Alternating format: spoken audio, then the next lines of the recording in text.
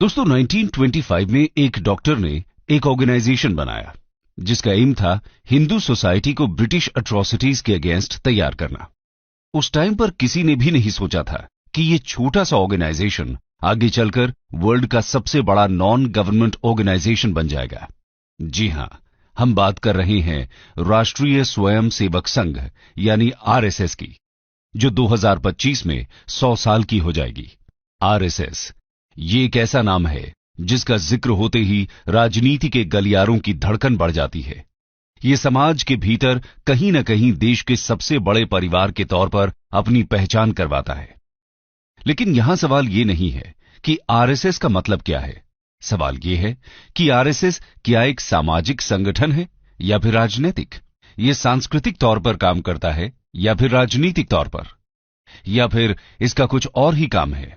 तो चलिए जरा पीछे चलते हैं, कुछ इतिहास के पन्नों को टटोल लेते हैं और जानते हैं आरएसएस का इतिहास क्या है और इसे क्यों बनाया गया। साथ ही ये भी कि आज इसका जिक्र करना इतना इंपॉर्टेंट क्यों है। आइए शुरू करते हैं।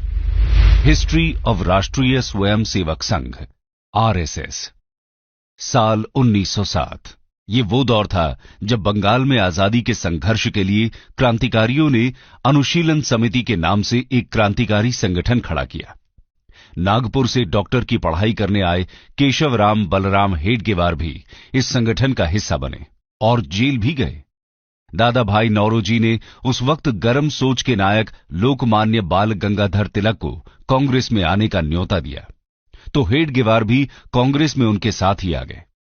हेडगेवार ने कांग्रेस के साथ काफी समय तक काम किया, लेकिन 1917 में टर्की के खलीफा की गद्दी छिन जाने के विरोध में पूरे हिंदुस्तान में खिलाफत मूवमेंट की शुरुआत हो गई और गांधी जी की अगुवाई में कांग्रेस ने भी इसका समर्थन किया।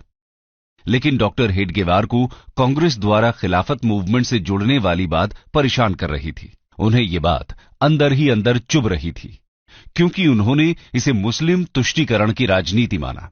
हालांकि नाराजगी के बाद भी डॉक्टर हेडगेवार कांग्रेस का हिस्सा बने रहे, बल्कि 1922 में नागपुर कांग्रेस अधिवेशन और 1925 के कोलकाता अधिवेशन में भी डॉक्टर हेडगेवार मौजूद थे।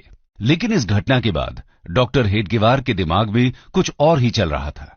उन्होंने अब मन बना लिया था कि वे एक ऐसी संस्था को फॉर्म करेंगे जो हिंदुओं के हितों को लेकर चले और आगे बढ़े। उन्होंने इसकी शुरुआत अपने घर से ही की।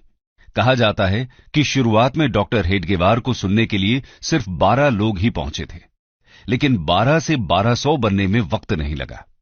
धीरे धीरे समय बदलता गया और एक समय ऐसा भी आया जब हजारों की संख्या में लोग डॉक्टर हेडगेवार के विचारों से प्रभावित होने लगे थे और इसी के साथ अब संघ की स्थापना का रास्ता साफ नजर आ रहा था।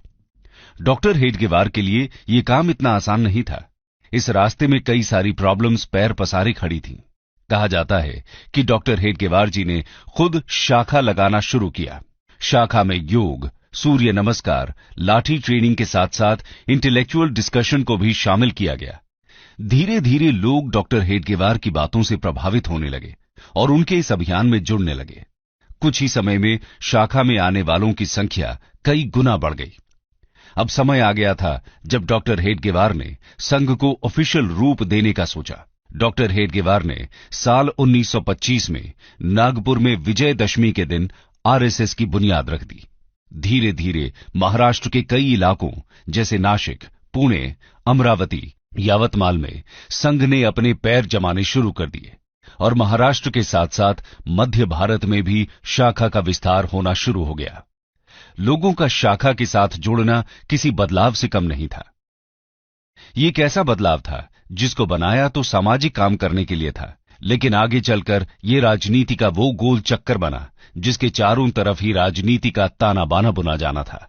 संघ में लोगों की संख्या लगातार बढ़ रही थी, लेकिन महाराष्ट्र के बाहर अभी भी संघ का कोई खास असर नहीं था। संघ विस्तार के लिए तैयार था और महाराष्ट्र के बाहर पैर पसारने का मौका तब मिला जब डॉक्टर हेडगेवार को 1930 के आसपास बनारस हिंदू यूनिवर्सिटी जाने का मौका मिला। डॉक्टर हेडगेवार बीएचयू आए और पंडित मदन मोहन मालवीय से बात की। पंडित मदन मोहन मालवीय ने बीएचयू परिसर में संघ का ऑफिस खोलने के लिए परमिशन दे दी। बीएचयू में डॉक्टर हेडगेवार की मुलाकात एमएससी की पढ़ाई कर रहे माधवराव सदाशिवराव गोलवालकर से हुई। गोलवालकर बीएचयू में पढ़ाते भी थे, इसलिए उन्हें सब गुरुजी कहा करते थे। गोलवालकर डॉक्टर हेडगेवार के माध्यम से ही संघ में एक्टिव हुए और उसके मेंबर बने। लेकिन 1940 में डॉक्टर हेडगेवार की मृत्यु हो जाती है और सर्वसहमति से आरएसएस की कमान गोलवालकर को सौंप दी जाती है। गोलवालकर की लीडरशिप में आरएसएस के विचार दिल्ली, कोलकाता, चेन्नई और लाहौर के साथ साथ पूरे देश में फैलना शुरू होते हैं। आइए अब जानते हैं कि आरएसएस कैसे काम करता है और इसकी शाखाएं कहां-कहां फैली हुई हैं। Organizational setup of RSS. RSS की कंस्ट्रक्टिव अरेंजमेंट की बात करें तो आरएसएस 11 पार्ट में बटा हुआ है। हब यानी केंद्र, रीजन यानी क्षेत्र, प्रोविंस यानी प्रांत, डिपार्टमेंट यानी विभाग, डिस्ट्रिक्ट यानी जिला, तालुका, टाउन यानी नगर, ब्लॉक यानी खंड, सर्कल यानी मंडल, ग्राम, ब्रांच यानी शाखा।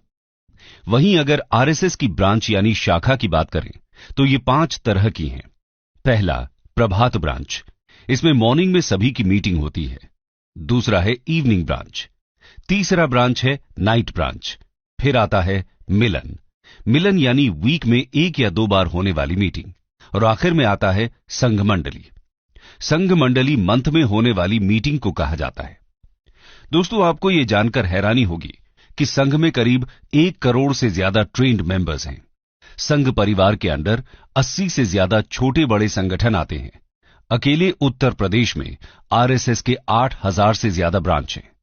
केरला जैसे स्टेट में जहां हिंदू पॉपुलेशन कम है, वहां भी आरएसएस के करीब 5000 ब्रांच हैं। ये तो बात हुई देश के अंदर की। वहीं दुनिया के 40 से ज्यादा कंट्रीज में आरएसएस की 57,000 ब्रांचेस हैं। इसके साथ ही इन सभी ब्रांचेस में डेली 50 लाख से ज्यादा मेंबर्स आते हैं। देश की हर तहसील और 60,000 गांवों में हर रोज संघ की ब्रांचेस लगती हैं। आप सोच रहे होंगे ये ब्रांचेस क्या हैं? तो बता दें कि ब्रांच या शाखा सुबह शाम होने वाली मीटिंग को कहा जाता है, जो किसी भी खुले ग्राउंड में 1 घंटे की लगती है। इन्हीं ब्रांचेस को आरएसएस की बुनियाद माना जाता है और इसी वजह से इतना बड़ा आरएसएस संगठन चल रहा है। यहां रोज सुबह शाम शाखा का आयोजन होता है, जहां सारे वॉलंटियर्स एक दूसरे से मिलते हैं। इस दौरान सभी प्रेयर करते हैं, योग और गेम्स खेलते हैं। साथ ही ये लोग प्रेयर और कल्चरल एस्पेक्ट्स पर चर्चा भी करते हैं। इसके साथ ही यहां सरसंघ चालक को चुना जाता है और हर सरसंघ चालक अपने नेक्स्ट सरसंघ चालक को अनाउंस करता है। प्रेजेंटली आरएसएस के सरसंघ चालक श्री मोहन भागवत हैं। बता दें कि जो संघ में अपने मन से आता है उन्हें स्वयं सेवक कहा जाता है। इसके अलावा अगर हम इसके विस्तार की बात करें तो आज पूरे वर्ल्ड में आरएसएस की करीब 55 सब्सिडियरी ऑर्गेनाइजेशंस हैं, जैसे भारतीय जनता पार्टी, बजरंग दल, हिंदू जागरण मंच, इंडियन फार्मर्स एसोसिएशन, हिंदू स्वयं सेवक संघ, राष्ट्र सेविका समिति, all India world council, Vidya Bharati, Saraswati Shishu मंदिर, वनवासी कल्याण आश्रम, मुस्लिम नेशनल फोरम, नेशनल सिख संगत, वर्ल्ड डायलॉग सेंटर, स्वदेशी जागरण मंच, लघु उद्योग भारती, विवेकानंद केंद्र, इंडियन लेबर यूनियन, सेवा भारती, विश्व हिंदू परिषद एटसेट्रा। लेकिन आरएसएस का काम क्या है और भारतीय समाज में इसका क्या योगदान रहा है, आइए जानते हैं। Functions and contributions of RSS. दोस्तों, आरएसएस समाज सेवा और सुधार के साथ साथ राहत और रिहेबिलिटेशन के काम करता है। ये काम डिजास्टर साइट और जरूरतमंद इलाकों में संघ के वॉलंटियर्स देते हैं। इसके अलावा देश में कास्टिज्म को खत्म करना और कल्चरल नेशनलिज्म को बढ़ाना भी संघ का मकसद है। इसके लिए संघ मैगजीन निकालता है, जिन्हें लाखों लोग पढ़ते हैं। इनमें मेन मैगजीन ऑर्गेनाइजर और पंचजन्य है। इसके अलावा संघ टीनेजर्स और चिल्ड्रन के लिए देवपुत्र नाम की मैगजीन भी निकालता है। अगर बात करें आरएसएस के अभी तक के योगदान की, तो भारत में कश्मीर विलय के वक्त जब नेहरू सरकार कुछ असमंजस की स्थिति में थी, तो उस वक्त सरदार पटेल द्वारा हेल्प मांगने पर आरएसएस प्रमुख गुरु गोलवालकर ने ही महाराजा हरि सिंह से बात की थी, जिसके बाद महाराजा हरि सिंह ने विलय के लिए दिल्ली लेटर भेजा था। इसके अलावा दादरा और नगर हवेली और गोवा के भारत में विलय के दौरान भी संघ ने बहुत इंपॉर्टेंट रोल प्ले किया था। 22 जुलाई 1954 को दादरा को पोर्चुगीज से मुक्त कराया गया था। 28 जुलाई को आरएसएस लीडर वाकनकर की लीडरशिप में स्वयंसेवक्स ने नारोली पुलिस स्टेशन पर हमला बोल दिया और पोर्चुगीज स्टाफर्स को ओवरपावर करते हुए उन्हें सरेंडर करने के लिए मजबूर कर दिया। लिबरेशन फोर्सेस को इस तरह आगे बढ़ता देख पोर्चुगीज फोर्सेस कैप्टन विर्गिलियो फिडाल्गो के नेतृत्व में राजधानी सिल्वासा की तरफ रिट्रीट कर चुकी होती है। लिबरेशन फोर्सेस फिडाल्गो से सरेंडर करने के लिए कहते हैं और इनके मना करने पर बड़ी संख्या में आरएसएस स्वयंसेवक्स और लिबरेशन फोर्सेस के बाकी मेंबर्स सिल्वासा की तरफ मार्च करते हैं। पोर्चुगीज भाग जाते हैं और स्वयंसेवक 2 अगस्त 1954 की सुबह पोर्चुगीज का फ्लैग उतारकर भारत का तिरंगा यहां फहराते हैं। इस तरह पूरा दादरा नगर हवेली पोर्चुगीज के कब्जे से मुक्त कराकर भारत सरकार को सौंप दिया जाता है। 1962 में जब इंडो चाइना वॉर हुआ, उस वक्त भी संघ ने आगे आकर आर्मी की हेल्प की। आर्मी रूट्स पर नजर रखना, एडमिनिस्ट्रेशन की हेल्प, आर्मी का खाने का इंतजाम करना और साथ ही साथ आर्मी फैमिलीज की हेल्प करने जैसे काम आरएसएस द्वारा किए गए। उनके इस काम को पूरे देश के लोगों ने अप्रिशिएट किया। आरएसएस के इस काम को देखते हुए पीएम नेहरू ने 1963 के रिपब्लिक डे परेड फंक्शन में स्पेशली आरएसएस को इनवाइट किया। 2 दिन के नोटिस पर 3000 स्वयं सेवक ने अपनी यूनिफॉर्म में राजपथ पर मार्च पास्ट किया। इतना ही नहीं, 1965 में इंडो पाक वॉर के दौरान भी तत्कालीन पीएम लाल बहादुर शास्त्री ने संघ को याद किया था। उस वक्त घायल जवानों को सबसे ज्यादा ब्लड संघ के ही स्वयं सेवकों ने दिया था।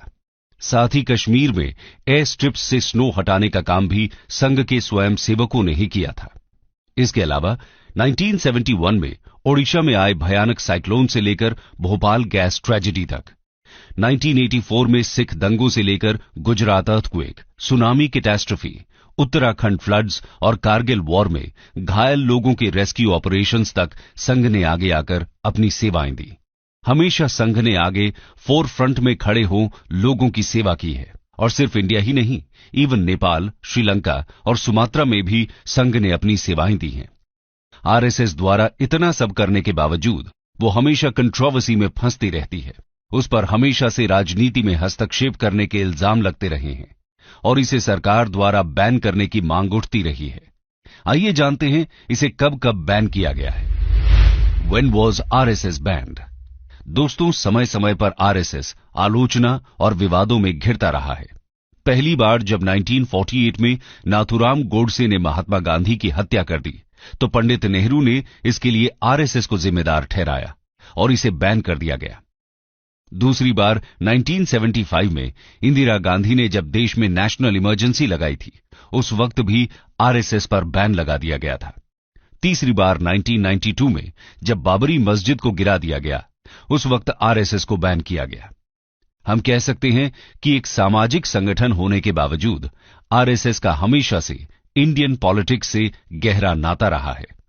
आइए आरएसएस और इंडियन पॉलिटिक्स के इस कनेक्शन को समझने की कोशिश करते हैं। RSS and politics. आजादी से पहले और आजादी के बाद भी आरएसएस पॉलिटिक्स से न चाहते हुए भी जुड़ा रहा है। 1975 में इमरजेंसी के वक्त आरएसएस का नाम बड़े लेवल पर पॉलिटिक्स में दिखा।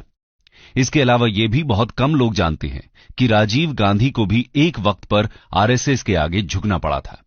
दरअसल ये बात 1989 की है, जब राम जन्मभूमि को लेकर छिड़े विवाद में राजीव गांधी को अपनी सत्ता जाती दिखाई देने लगी थी।